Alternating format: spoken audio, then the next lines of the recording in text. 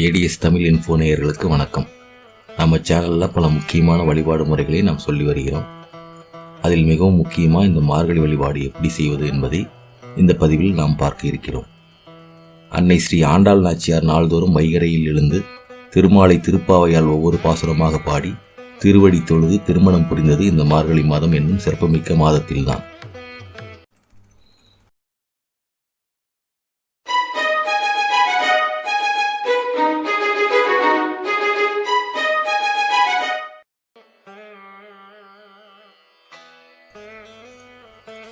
மாதங்களில் நான் மார்கழியாக இருக்கிறேன் என்று கிருஷ்ண பரமாத்மா சொல்லியிருக்கிறார் என்றால் இந்த மாதத்தின் முக்கியத்துவத்தை நீங்கள் புரிந்து கொள்ள வேண்டும். மனிதர்களுக்கு ஒரு வருடம் என்பது தேவர்களுக்கு ஒரு நாள். மனிதர்களுக்கு பிரம்ம முகூர்த்தம் தினசரி அதிகாலை 4:30 மணி முதல் 6 மணி வரை என்றால் தேவர்களுக்கு பிரம்ம முகூர்த்தம் என்பது இந்த மார்கழி மாதம் ஆகும். மார்கழி மாதம் என்பது தட்சிணாயன காலத்தின் நிறைவான மாதமாகும். இதை தேவர்களின் மாதம் என்றும் சொல்வதுண்டு. சைவ வைணவ பாகுபாடு இல்லாமல் அனைத்து ஆலயங்களிலும் அதிகாலையில் பிரம்ம முகூர்த்த வேளையில் திருப்பாவை திருவெம்பாவை பாடல்கள் பாடி வழிபடும் காலமாகும்.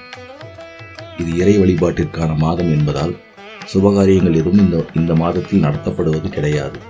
வளைகாப்பு மட்டும் இதில் விதிவிலக்காக சொல்லப்படுகிறது. குளிர்காலத்தின் ஆரம்ப காலமாக சொல்லப்படும் மார்கழி மாதத்தில்தான் சிவனுக்குரிய ஆருத்ரா தரிசன விழாவும் பெருமாளுக்குரிய வைகுண்ட ஏகாதசி விழாவும் நடத்தப்படுகிறது. மார்கழி மாதம் என்பது மிகவும் புண்ணியமான காலமாகும். தமிழ் மாதங்களிலேயே இந்த மாதத்தில்தான் நாம் செய்கின்ற வழிபாடுகள் பிரார்த்தனைகள் அனைத்தும் பல மடங்கு அதிகமாக பலன் தரக்கூடியது.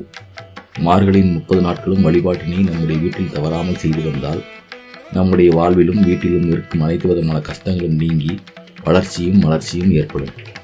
மிக எளிமையான இந்த வழிபாட்டினை செய்வதால் பல புண்ணியங்கள் நமக்கு கிடைப்பதுடன் அன்னை மகாலட்சுமியின் அருளும் கிடைக்கும்.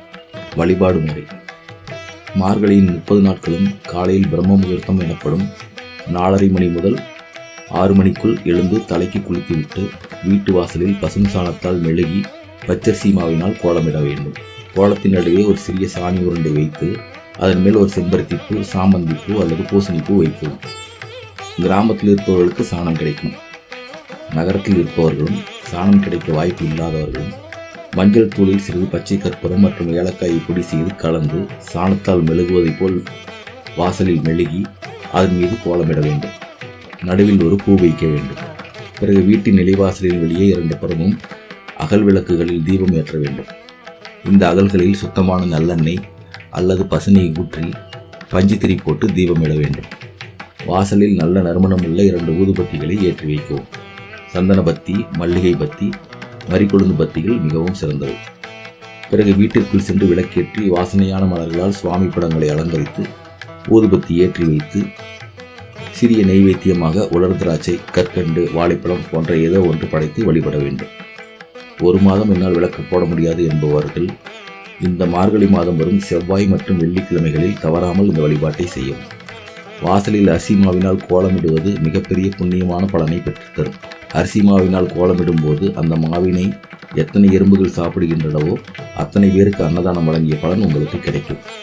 என்னால் இந்த மாதிரி அதிகாலை எழுந்து வழிபாடு செய்ய முடியாது, அதற்கு வாய்ப்பில்லை, உடல்நிலை ஒத்து வராது என்று நினைப்பவர்கள் குறைந்தபட்சம் உங்கள் ஜென்ம நட்சத்திரம் வரும் நாளில் அல்லது உங்கள் குழந்தைகள் நட்சத்திரம் அல்லது கணவரின் நட்சத்திரம் வரும் நாளில் மட்டுமாவது அல்லது இந்த மார்கழி மாதத்தில் உங்களுக்கு வசதியான ஏதாவது ஒரு நாளில் அதிகாலை பிரம்ம முகூர்த்தத்தில் உங்கள் அருகாமையில் உள்ள பெருமாள் கோயில், ஈஸ்வரன் கோயில், விநாயகர் கோயில் அல்லது முருகர் கோயில் என்று ஏதாவது ஒரு கோயிலுக்கு சென்று அபிஷேகத்திற்கு பால், பன்னீர் போன்ற திரவியங்கள் வாங்கி கொடுத்து கோவில் பிரசாதமாக உங்களால் முடிந்த அளவு சுண்டல் பொங்கல் செய்து கொடுங்கள். மார்கழி மாதம் செய்யப்படும் அன்னதானம் மிகவும் சக்தி வாய்ந்தது. உங்கள் புண்ணிய பலன்களை பல மடங்காக்கி தரும் வல்லமை உடையது. இந்த ஆண்டு ரொம்ப வறுமையில் இருப்பவர்கள் இந்த வழிபாட்டை செய்தால் அடுத்த ஆண்டு மிகவும் நல்ல நிலைமைக்கு இறைவன் உங்களை உயர்த்துவார். மார்கழி மாதம் காலையில் திருப்பாவை திருவெம்பாவை பாராயணம் செய்வது நல்ல பலன்களை தரும்.